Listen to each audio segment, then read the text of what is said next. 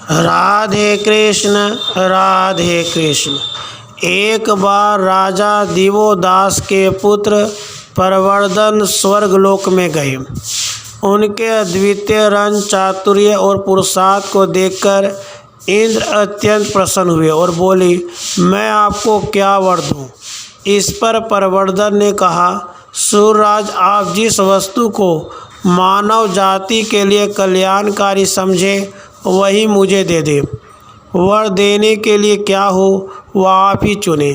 तब इंद्र बोले, यह बात सभी जानते हैं कि वर किसी अन्य के लिए नहीं मांगा जाता, अतः आप जो मांगना चाहें अपने लिए मांगे। प्रवर्धन ने कहा, तब तो मेरे लिए मांगने को ही कुछ नहीं है। यह सुनकर इंद्र अपने वचन से नहीं डिगे। इंद्र सत्य रूप है। वे बोले, प्रवर्धन, आप मुझे जानिए। मानव जाति के लिए कल्याणकारी है कि मुझे भले प्रकार जान लिया जाए। प्रजापति का जो पुत्र 3 सिर वाला था, उस विश्वरूप का मैंने वज्र से वध कर डाला। अनेकों आश्रमोचित आचरण से भ्रष्ट हुए सन्यासियों के अंग भंग कर श्रृगालों को दिए। अनेक बार प्रहलाद के परिचालक राक्षसों को मार दिया। पुलोमासुर के परिचालक राक्षसों और कालकास्य नामक दैत्यों को नष्ट किया, परंतु मेरा एक बाल भी छीन न हो सका। इस प्रकार मुझे जान लेने पर ज्ञाता का पुण्य लोक अशून्य रहता है। जो मेरे रूप का ज्ञाता है उसे कोई महापाप भी नहीं सताता। वह किसी पाप का भागी ही नहीं होता। पाप की प्रवृत्ति जागृत होने पर भी उसके मुख से नीलापन झलकता है। इंद्र ने पुनः कहा, मैं प्रजा का साक्षात रूप प्राण हूँ। उस प्राण और प्रजा रूप आत्मा युक्त जाने हुए मुझ इंद्र को तुम आयु और अमृत मानकर उपासना करो।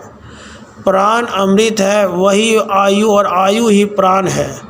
इस देह में प्राण के स्थित रहने तक आयु रहती है, परंतु प्राण रूप प्राणी परलोक में जाकर अमृत तत्व का आनंद लाभ करता है। सत्य असत्य का निर्णय प्रज्ञा द्वारा ही किया जाता है।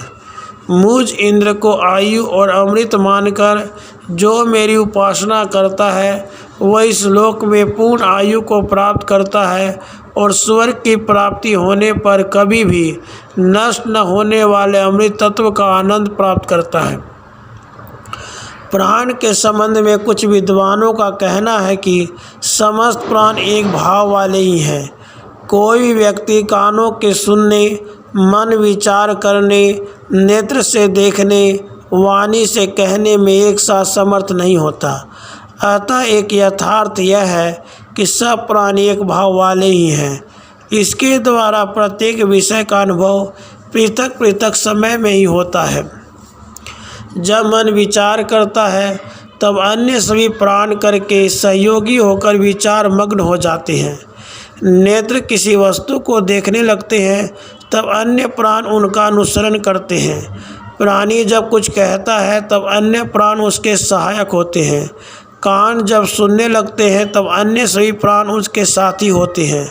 मुख्य प्राण के कार्य अन्य प्राणों का वर्ग सहयोग होता है। इंद्र बोले, सब प्राण एक है। इन 5 प्राणों का अत्यंत कल्याण स्वरूप है। यह यथार्थ है। वाणी से शून्य मनुष्य जीवित रहते हैं। गूंगे व्यक्ति इससे प्रत्यक्ष उदाहरण है। नेत्र विहीन व्यक्ति भी जीवित रहते हैं। बहरे भी श्रवण शक्तिहीन होकर नहीं मरते। मन रूप शक्ति के न होने पर भी छोटे बालक जीवित रहते हैं। अंग भंग हो जाने पर मनुष्य जीवित रह सकता है, परंतु प्राणहीन होने पर कभी जीवित नहीं रह सकता। क्रिया शक्ति का बोध कराने वाला प्राण ही ज्ञान में प्रवृत्त कराने वाला प्रज्ञा आत्मा है। यही इस देह को सब ओर पकड़कर विभिन्न क्रियाएं कराता है। अतः इस प्राण को ही उक्त मानकर उपासना करें। जीव में प्राण रूप प्रसिद्ध है। वही प्रज्ञा और प्राण दोनों का देह में एक साथ ही निवास है और यह प्राणों से मिलकर साथ ही ऊंचे उठते हैं। प्राणायाम ब्रह्म का यही यथार्थ ज्ञान है। जब प्राणी मुख्य प्राण में एक ही भाव को प्राप्त होता है तब वह सुषुप्ति अवस्था में भी स्वप्न नहीं देखता।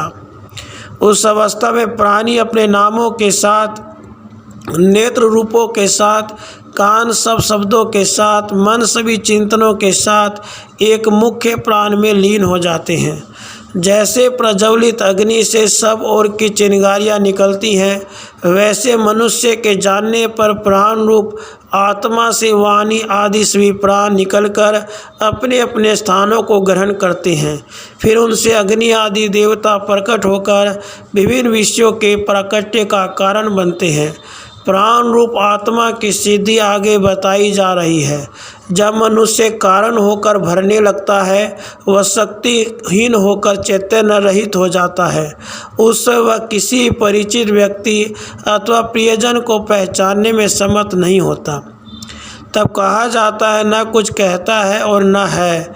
उस समय न वह देखता है, न सुनता है, न कुछ कहता है, न कुछ चिंतन करता है, केवल प्राणों में लीन हो जाता है।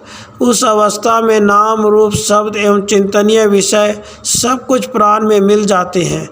परंतु जब वह मृत्यु के पश्चात पुनः जन्म ग्रहण करता है, उस समय जैसे प्रज्वलित अग्नि से और चिंगारियाँ निकलती हैं, वैसे ही प्राण रूप आत्मा से पांचों प्राण निकलकर अपना अपना स्थान ग्रहण करते हैं और उनके अधिष्ठाता अग्नि आदि देवता प्रकट होकर लोक आदि को प्रकट कर देते हैं।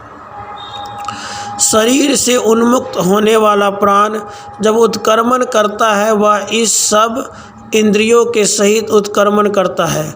उस समय वाणी सब नामों को त्याग देती है, घ्राण इंद्रियां गंधों से रहित हो जाती है, नेत्र सब रूपों से शून्य हो जाता है, कान सब शब्दों का त्याग देते हैं, तब सभी चिंतनीय विषयों का परित्याग कर देता है। इसमें प्राण रूप आत्मा में सभी इंद्रियां समर्पित हो जाती हैं और अपने अपने विषयों का पूर्णतः त्याग कर देती हैं। प्राण ही प्रज्ञा है, प्रज्ञा ही प्राण है। प्रज्ञा ही देह में एक साथ निवास करते हैं और एक साथ ही इनका उत्क्रमण होता है। इस प्रज्ञा में जिस प्रकार सब भूत एक हो जाते हैं, अब उसकी प्रज्ञा की जाएगी। प्रज्ञा के एक अंग की मूर्ति वाणी रूप इंद्रियों ने की है। उसके विषय के अनुरूप बाहर की ओर भूतों का अंशरूप नाम है। प्रज्ञा के एक अंग की पूर्ति ज्ञान इंद्रियों ने भी की है। उसके विषय के अनुरूप गंध है। प्रज्ञा के अंग की पूर्ति नेत्र ने की है। उसके विषय अनुरूप रूप है। प्रज्ञा के एक अंग की पूर्ति श्रोत इंद्रिय ने की। उसके विषय के अनुरूप शब्द है। जीवा ने भी प्रज्ञा के एक अंग को पूर्ण किया है। उसके विषय के अनुरूप अन्न का रस है। हाथों ने भी प्रज्ञा के एक अंग की पूर्ति की है। उसे विषय अनुरूप कर्म है। देह ने भी प्रज्ञा के एक अंग की पूर्ति की। उसके विषय के अनुरूप सुख और दुख है। प्रज्ञा के एक अंग के उपस्थ ने भी पूर्ण किया है। उसके बाह्य विषय रति एवं प्रजनन कर्म है।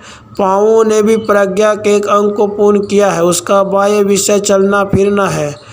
प्रज्ञा के अंग को प्रज्ञा ने ही पूर्ण किया है। उससे संबंधित बाह्य विषय बुद्धि के द्वारा अनुभूत वस्तुएं और मनुष्योचित कामनाएं हैं। प्रज्ञा के द्वारा ही मनुष्य वाणी को वश में रखकर नामों को ग्रहण करता है। प्रज्ञा के द्वारा ही प्राण पर अधिकार कर सब प्रकार के गंधों को ग्रहण करने वाला होता है। चक्षुओं पर भी प्रज्ञा के द्वारा अधिकृत होकर रूपों का ग्रहण करने वाला होता है। प्रज्ञा ही श्रोत्रों के द्वारा शब्दों को ग्रहण करती है, जिससे सुनने की क्रिया संपन्न होती है। प्रज्ञा द्वारा ही जिह्वा रसों को ग्रहण कर विभिन्न प्रकार से स्वादों का आस्वादन करती है। प्रज्ञा द्वारा ही हाथ विविध कर्मों के लिए क्रियाशील होते हैं। प्रज्ञा द्वारा मानव शरीर विभिन्न प्रकार के सुख दुखों का भोग करता है। प्रज्ञा ही उपस्थ भोग प्रजनन करता है। प्रज्ञा द्वारा ही पांव गमन आगमन की क्रिया वाले होते हैं। प्रज्ञा पर अधिकार मान विभिन्न इच्छाओं को ग्रहण करता है।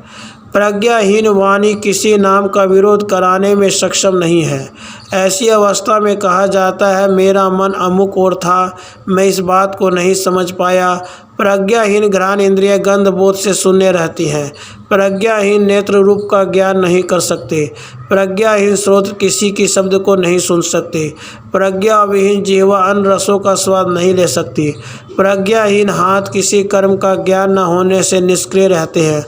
प्रज्ञाहीन देह किसी भी सुख दुख का अनुभव करने में समर्थ नहीं है। प्रज्ञाहीन उपस्थ प्रजनन क्रिया नहीं कर सकता। प्रज्ञाहीन पांव कहीं आने जाने अज्ञान नहीं रख सकते। प्रज्ञा के बिना कोई बौद्धिक कार्य भी नहीं हो सकता। वाणी को जानने से कोई लाभ नहीं। वाणी को प्रेरित करने वाले आत्मा को जानना चाहिए। गंध को जानने का यत्न न करे। गंध ग्राहक आत्मा को जानना चाहिए। रूप को जानने का प्रयत्न व्यर्थ है। रूप के ज्ञाता आत्मा को जानना चाहिए। शब्द को जानने की इच्छा व्यर्थ है। शब्द के सुनने वाले आत्मा को जानना चाहिए। अनरस के ज्ञान की कामना व्यर्थ है। अनरस के ज्ञाता आत्मा को जानना चाहिए। कर्म को जानना व्यर्थ है। कर्म करता आत्मा को जानना चाहिए। सुख दुखों के ज्ञान की जिज्ञासा व्यर्थ है। सुख दुख के जानने वाले और अनुभव करने वाले आत्मा को जानना चाहिए। प्रजनन कर्म और उसके आनंद को जानना व्यर्थ है। प्रजा उत्पत्ति के जानने वाले आत्मा को जानना चाहिए। आने जाने की क्रिया को जानने की इच्छा व्यर्थ है। गमन आगमन के साक्षी आत्मा को जानना चाहिए। मन को जानने की जिज्ञासा न करे। मननशील आत्मा को जानना चाहिए। प्रज्ञा में स्थित नाम आदि विषय यह 10 भूत मात्राएं हैं तथा भूत में स्थित वाणी आदि इंद्रियां यह 10 ही प्रज्ञा मात्राएं हैं। भूत मात्राओं के न होने पर प्रज्ञा मात्राओं का अस्तित्व भी संभव नहीं है। इन दोनों में से कोई अकेला ही किसी विषय को सिद्ध करने में समर्थ नहीं है। इसलिए भूत मात्रा और प्रज्ञा मात्रा दोनों स्थिति आवश्यक है। प्रज्ञा मात्रा और भूत मात्रा के स्वरूप में कोई भिन्नता नहीं है। जैसे रथ की नेति और अरे रथ नाभि के आश्रित रहते हैं, वैसे ही भूत मात्राएं प्रज्ञा मात्राएं में, प्रज्ञा मात्राएं प्राण में स्थित है। यह प्राण ही अजर अमर सुखमय और प्रज्ञा आत्मा है।